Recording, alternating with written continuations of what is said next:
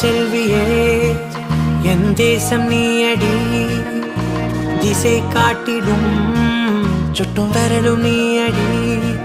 வைதாலும் இசை நீயடி அடித்தாலும் மலரின் கொடி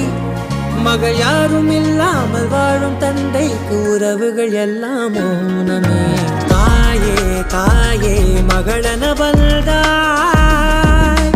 தந்தை சிந்தை நலமுற வந்தாய்